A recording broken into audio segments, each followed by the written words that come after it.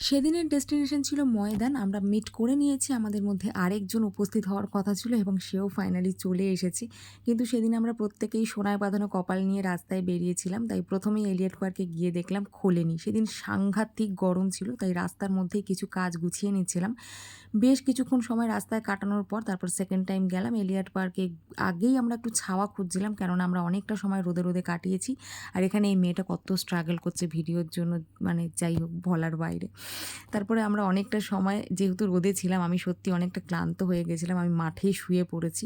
একটু বিকেল পড়তে তারপরে চলে আসলাম নন্দনে। নন্দনে পৌঁছে আগেই একটু ঠান্ডার জল খেলাম, কেননা আমাদের জল শেষ হয়ে গেছিলো এবং আমাদের চেঞ্জও করার ছিল। তো আগে একটু মুখ হাত পা ধুয়ে ফ্রেশ হয়ে নিলাম, কেননা শরীর এত অস্থির অস্থির করছিল গরমে, সে কথা বলার নয়। ফ্রেশ হওয়ার পরে তারপরে একটু রেডি হচ্ছিলাম সেকেন্ড হাফের জন্য। কী কাজ করেছি সেটা তো চ্যানেলেই দেখতে পাবে, তাই এই বিষয়ে আলাদা করে আর কিছু বললাম না। Bye bye.